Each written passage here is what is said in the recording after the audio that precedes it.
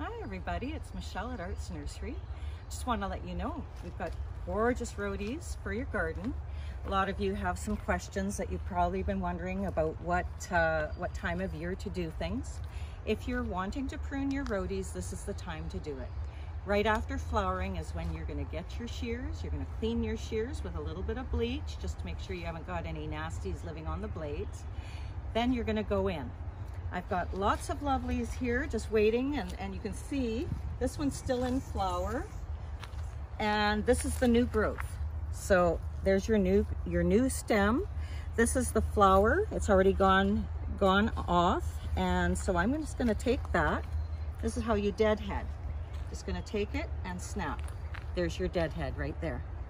Okay, it's super easy. They're a bit sticky, so if you don't like the sticky, wear gloves. And you just take it and snap. Now you have to be careful if on say this particular rhodie, it's a little bit, that was easy, super easy, because there's lots of growth there. But on this one, it's quite short, right? So your stem is very, very soft. You have to be really careful here.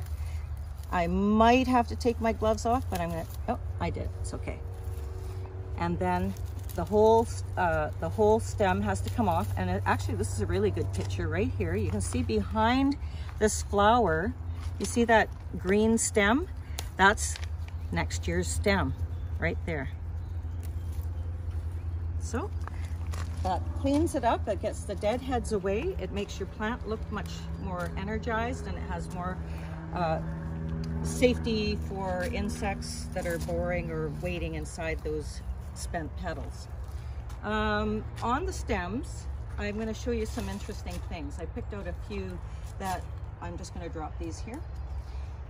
So for instance, this plant here is a nicely branched rhododendron. It's one of the smaller leaf varieties, but we have this plant, this one coming up here, and we also have this one coming here.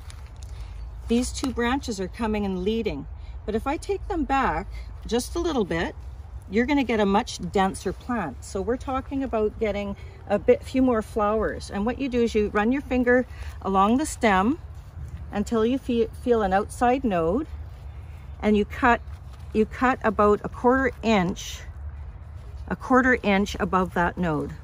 So I'm going to look for the outside node. There's one right there, and I think I'm going to go for it. So I'm going to prune right above it, right there.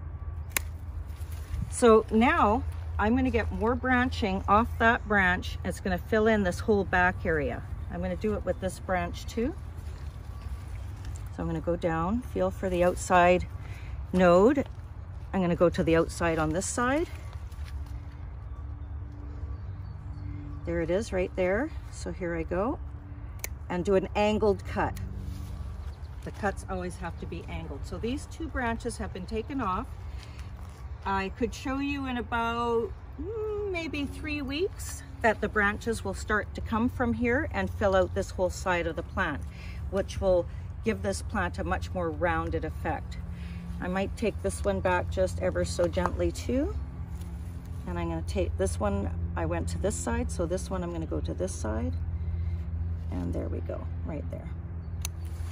So this is going to fill out that side of the plant.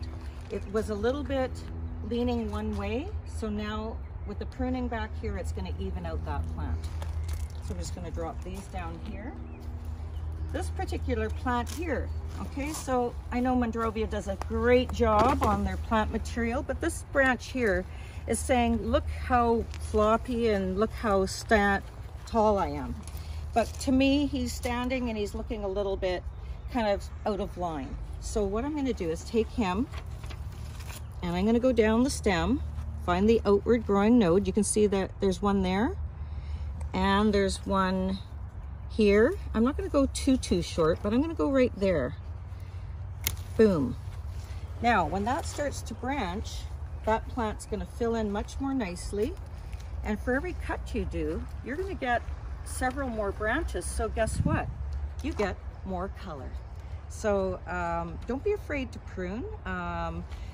prune to create space. You can prune to open up the plant to have more air circulation. Air circulation is very important to a plant to maintain its health. Another thing you could do is also, if you've got a walkway that's encroaching on, your plant's encroaching on, you may have to do something. So we call that limbing back, and it's very similar to cutting back for density. So basically limbing back, you're going to go, say for instance, if I was going to do this, I'm not going to because I want him to grow, but here's this year's growth. Then I go back, that's the year before's growth. And then you go down, all the way down, and you'll see where it started as a young plant. So if I was limbing this back, I probably would take this branch off right here. And I'd probably take it off. There's an outward growing node. I'd probably take it off right about there. And so that would take this whole branch away if I wanted to create more space in my garden. And for sure, like, look at this one here. Oh, that one was loose anyway, but look at this. I'm gonna take this one back because he's getting a bit gangly, okay? And I don't want I want a more compact form, things staying compact and not going awry, okay? This one here is also a branch that had come off, okay? So you can see inside that this has got lots of buds ready still to come. So the energy for the plant is still being forced through the stems to grow. And so this is a perfect time to do some heading back. I'm thinking this one here is awfully tall too. So I'm going to take that back and I'm going to take it to one growth node and an outward stem. And you always leave 1/4 inch to 1/2 inch about on your angled cut. So I think this guy here is looking pretty good. I'm going to talk about other types of varieties of rhodos right now. As you can see, I've got all different kinds of leaves here. The big leaf. Oh, we have a butterfly visiting. That was a tiger swallowtail. Good catch. Right on. That's why we love to be in the garden. We want to catch those moments. That's the jewel to your garden. A free jewel. Anyways, I've got very small leaf rhodies right here, like the impeditum. And then I have this little one. This is a gorgeous yellow one called Patty B. And these ones here, you could go in with your shears, but with your secateurs, but I sometimes use shears. So with the shorter ones like this, you can clip and just use your shears and make a nice rounded shrub, and all the new growth will come. You'll see if I was to shear that back in approximately 3 weeks, it'd be all bright green and flushed out with new leaves. You do not want to wait on the pruning or shearing, because if these leaves, the new leaves come and they don't have a long enough time to harden up, they will not be able to get through a winter. So the fresh leaves that come are very, very, very, very soft in comparison to the older leaves. You can feel the difference, like one is quite rubbery and this one is very delicate and soft, okay? So it takes them a while to harden up to get themselves prepared and ready for the winter. This one right here this one right here is obviously needing a heading back. I'm gonna pull them out so you can see them. I think this might be PJM. It is PJM Violet, Elam Violet. So it's probably in the PJM family. And this one here, I believe this here is just too weighty. We've got a lot of density going on here. I have secondary branching going on here. If I take this one and I take it back to right there where the outside growing bud is, I'm going to take it on the angle and above it, ta-da. Now we've taken away the weight for this branch because it was leaning, and also we've created a little bit more air up there, and the plant may start shooting out buds along that stem, because the energy, when you prune a plant, the hormones in the plant, they are surging through the plant and they're saying, oh, someone cut off a branch, I better start growing. So those are the, that is the very interesting part about plants. They're living beings, and we got to treat them with care and love, and they will flourish and do well for you in any situation. I've got lots of colors to pick from, and I have lots of leaf shapes and colors. As you can see, the new growth on this one is a beautiful bronze set against the yellow veining, and then the dark green leaf after it matures. This one here is honey butter, of course, and honey butter is absolutely one of my favorites. It's a fairly new introduction, but it's an absolutely beautiful rhodie. It's a yellow family with orange and pink hints of color. It's very beautiful. I could continue on with the many rhodies we have here, but I think I've given you the basic skills for pruning, and basically for creating density in the plant, or the opposite, you could create airiness in the plant as well. But you always want to look at your framework.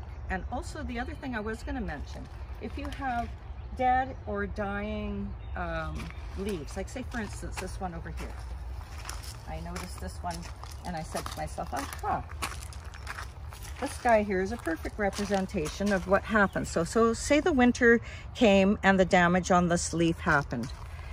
I would say to myself, well, this is not going to do anything for the rest of the plant, so I'm going to take this branch back. I can see there's a little bit of damage up here. I can actually see that there's some damage here.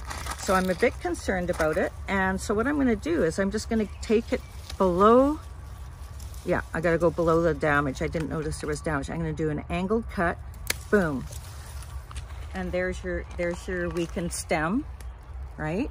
So if there is any more growth on the stem, the weight of this flower and the stem may have just broken that anyways, and especially in a snowstorm or something like that. So take off any diseased, dead, or other types of branches, because you don't want that affecting the shape or the look of your plant. The rest of the plant is looking pretty good. This is the variegated form. This is variegata, and it's quite nice in shady areas. It's going to get purple blooms, and sometimes because it sometimes is susceptible to scorch and possibly winter damage. This is what you have to take off. So remember, these are evergreen leaves. So if you've got some that have some marks and from sun or whatever, just take them off, dispose of them. Your plant's in the growing stage. It'll refresh and it'll start to grow and make new leaves. So not to worry, and just make sure that your plant is always happy, and you'll be happy too.